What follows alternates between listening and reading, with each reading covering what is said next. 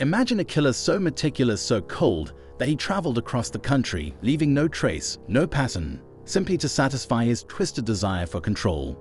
This was Israel Keyes, one of the most calculating serial killers in modern history.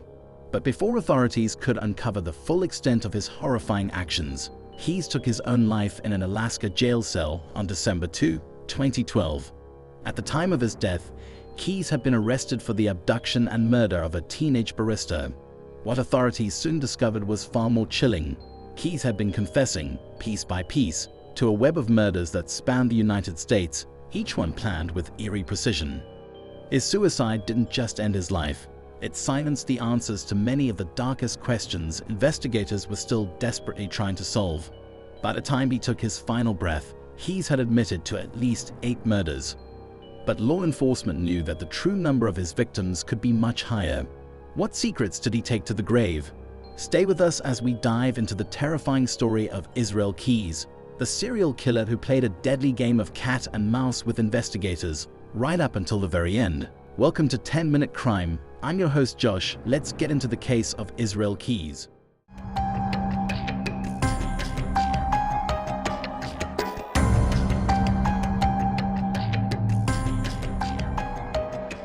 What began as a search for a missing young woman quickly escalated into a revelation of far greater horrors. The investigation revealed that Keyes had been living a secret life as a serial killer for years, traveling across the country and meticulously planning his murders. This case shook law enforcement as they began to unravel the disturbing details of his methodical and calculated approach to killing. FBI agents were stunned, describing Keyes as one of the most organized and disciplined killers they had ever encountered. Unlike many serial killers who leave a trail of clues or have a particular profile that leads investigators to them, Keyes' actions appeared completely random. His level of organization, paired with his ability to avoid detection, is what made his case so terrifying. A chillingly systematic method, Keyes' method of killing was unlike any other. He would often fly across the United States, rent a car, and drive for hundreds of miles to ensure that his movements were untraceable. What truly set him apart from other killers was his chilling practice of burying murder kits in various locations across the country, sometimes years in advance. These kits contained all the necessary tools he needed to abduct, kill, and dispose of his victims, including guns, zip ties, and shovels.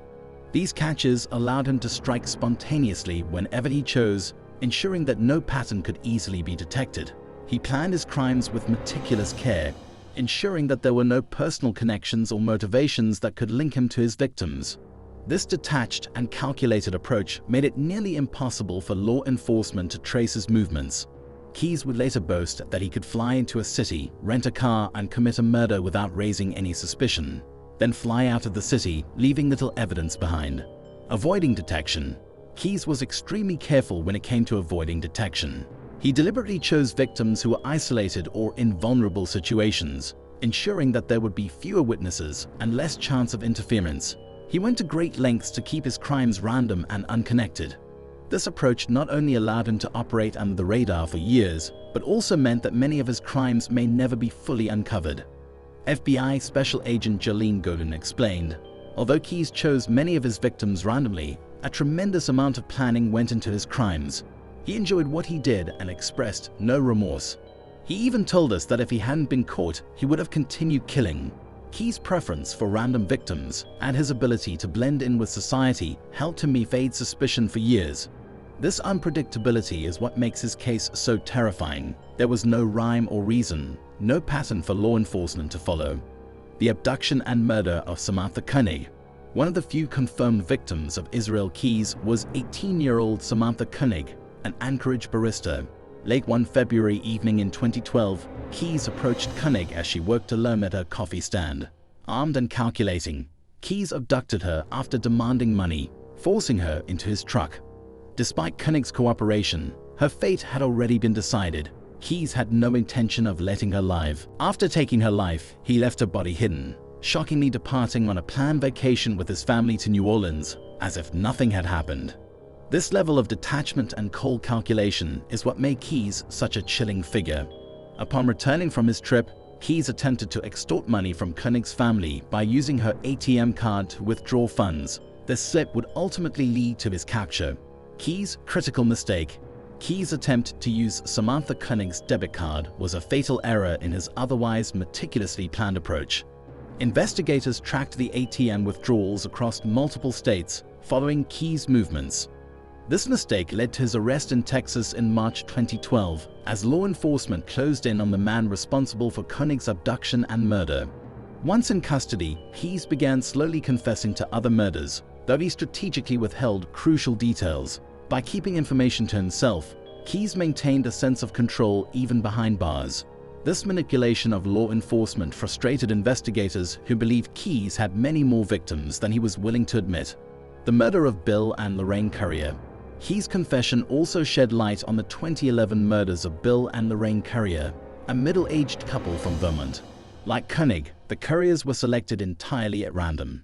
Keyes traveled across the country, broke into their home, and abducted them before taking their lives. Keyes' description of the crime revealed the level of planning involved. He had scoped out their house in advance, cutting phone lines and disabling their alarm system before entering. What makes the Currier case particularly tragic is that their bodies were never recovered.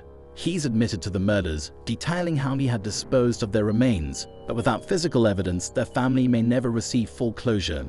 This case exemplifies Keyes' cold, calculating nature and the devastating impact of his crimes. A troubled early life. Keyes' early life may provide some clues into his development as a killer. Born in Richmond, Utah in 1978, he grew up in an isolated and unconventional environment. His family, living without modern conveniences like electricity or running water, followed a strict and fringe religious lifestyle. Keyes, the second of 10 children, showed troubling behavior early on. He developed an intense interest in firearms and hunting, which soon escalated into cruelty toward animals. Torturing animals is often seen as a precursor to violent behavior in humans, and Keyes followed this dark path. After distancing himself from his family and their rigid beliefs, Keyes enlisted in the U.S. Army in 1998. He served for several years, receiving an Army Achievement Medal for his service, yet the structure of military life did little to curb his growing fascination with violence. Upon leaving the Army, Keyes seamlessly transitioned back into civilian life, where he continued to nurture his dark tendencies while maintaining the appearance of a normal, law-abiding citizen. Military service and double life.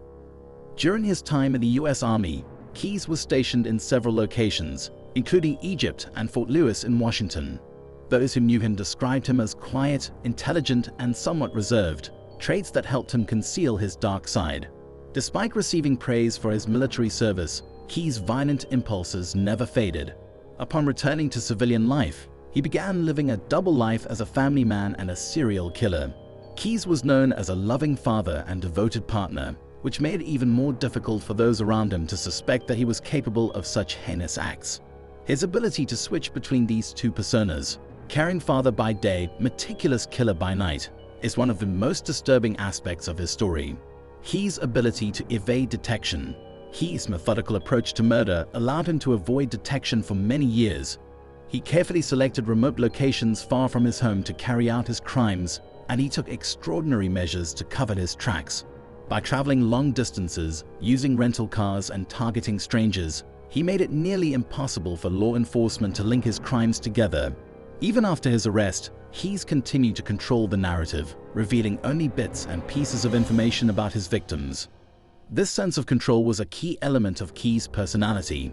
He enjoyed the thrill of outsmarting law enforcement and relished his power over his victims, even in death. Victims.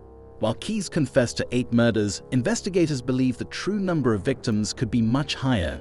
His evasiveness during interrogations, combined with his extensive travels across the country, suggests that there may be many victims whose identities will never be known.